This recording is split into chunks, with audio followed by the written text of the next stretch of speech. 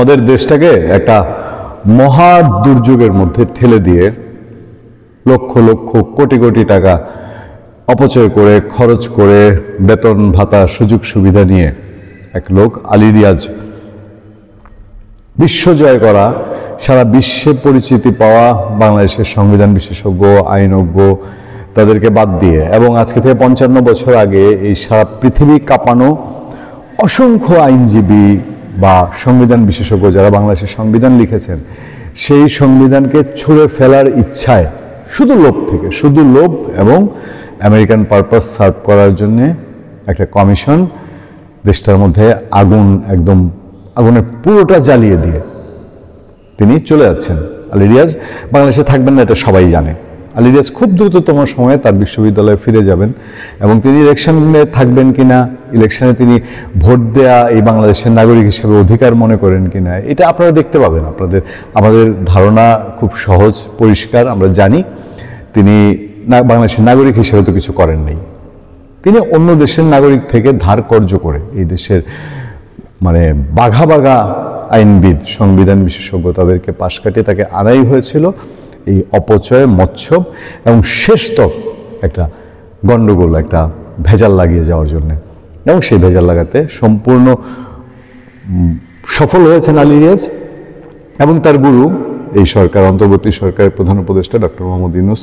তিনি আসার পর যেই আগুন লাগানো শুরু করেছিলেন, বাংলাদেশে ঘরে ঘরে অশান্তি করা, সেই সমস্ত কিছুর প্রায় একেবারে গুছিয়ে এনে 16 কলা পূর্ণ হওয়ার উপক্রম।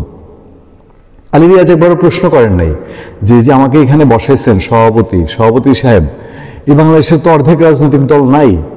সভাপতি সাহেব, এই বাংলাদেশের তো অর্ধেক মানুষের প্রতিনিধিত্ব করা রাজনৈতিক নেতারা নাই, তা আমি এদেরকে নিয়ে যে চা মিষ্টি খাই, জুস খাই, হ্যাঁ, এবং বিশেষ একটা দলের আমি প্রায়োরিটি দেই কথা বলার জন্যে, তো শেষ তো কি এটা আমি হজম করতে পারবো? বুঝে নাই, বিশ্বাস করতে পারেনি হয়তো যে শেষ তো এটা হজম করা মুশকিল। খুব শর্টকাটে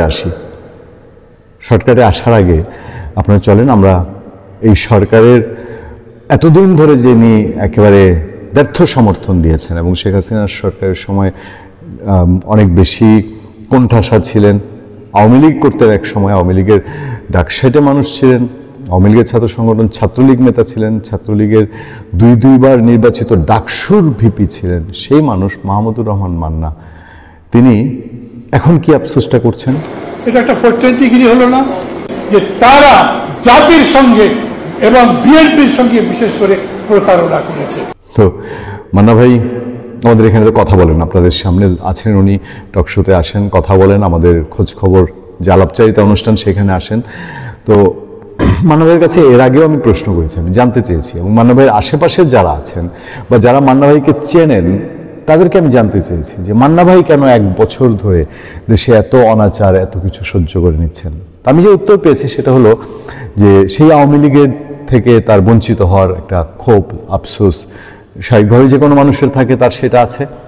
দ্বিতীয়ত হলো প্রফেসর ডক্টর ইউনূস মাহমুদুর রহমান মান্নার সরাসরি শিক্ষক। তো মাহমুদুর রহমান মান্না যত যাই বলেন, তিনি তো বাংলাদেশের ট্রেডিশন অন্য রাজনীতিবিদদের মতন একেবারে বানের জলে গা ভাসা না, একটু তো ডিফারেন্ট। তো ওনার পক্ষে তার টিচার, তার শিক্ষককে সরাসরি না বলাটা একটু মুসিবত হয়েছিল। সবাই তো সব কিছু করে না, পারে না, সবাইকে দিয়ে সব কিছু হয় না।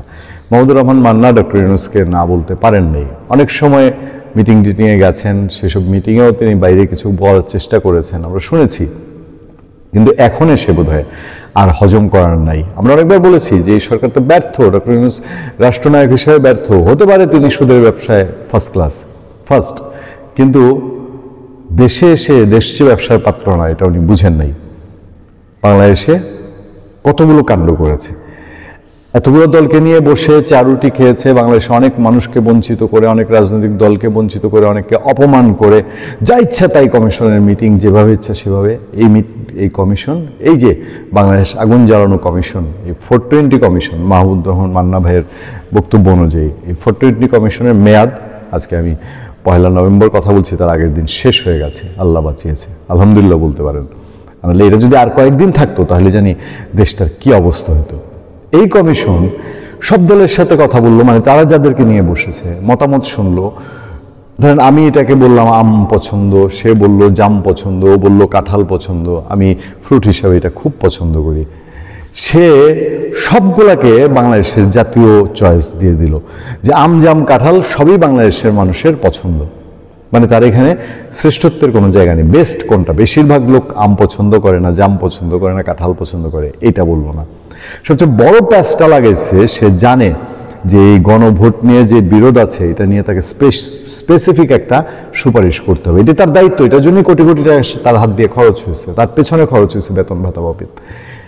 সে সুপারিশ করলো সরকারকে, ঝুলাই দিল, বাংলাদেশ রাজনৈতিক দলগুলোর মধ্যে বিরোধ লাগাই দিল যে গণভোট জাতীয় নির্বাচনের সঙ্গেও হইতে পারে, আগেও হইতে পারে। আরে ভাই, তাহলে তুমি আলিডিয়াস দরকার, কিন্তু আমারে বসায় দিল তো আমি এই কথাই কইতাম যে জামাত বলছে এই কথা, এটাও ভালো, বিএনপি বলছে ওই কথা, ওইটাও ভালো, এই দুইটা ভালোর থেকে আপনি একটা বাইছা নেন, তো তোমার কি দায়িত্ব ছিল? এই প্যাচটা লাগাই দিয়ে দেশে একটা আগুন জ্বালাই দিছে। দেওয়ার পরে এই কমিশন যাওয়ার আগে আমার তো ধারণা শেখ হাসিনার যে ট্রাইব্যুনালে বিচার, তারা যে বিচারের নামে যা করছে আর কি, এই টাইপের একটা ঘটনা ঘটিয়ে জাতিকে বিভক্ত করার জন্য আলী রিয়াজ যে বিএনপি অভিযোগ করছে যে সে যেটাকে সাইন করেছে সেই সনদের পাতা উল্টে ফেলা হয়েছে। আকাম তো একটা করছে স্বাক্ষরের দিনই, স্টেজের মধ্যে গিয়ে সংশোধন করে, উদ্ভট কাণ্ড কারখানা। ওই যে পঞ্চম ধারাটা, যে কিছু বরাবর গিয়ে আগুন জ্বালায় দিল স্টেজে, তাদেরই করানো নাটক। এই কি মঞ্চের গেটে আগুন জ্বালায় দিল, হই হুল্লুর করলো, তারপর ওখানে একটা সংশোধন মারলো, সব ইন্ডেমনিটি দিয়া।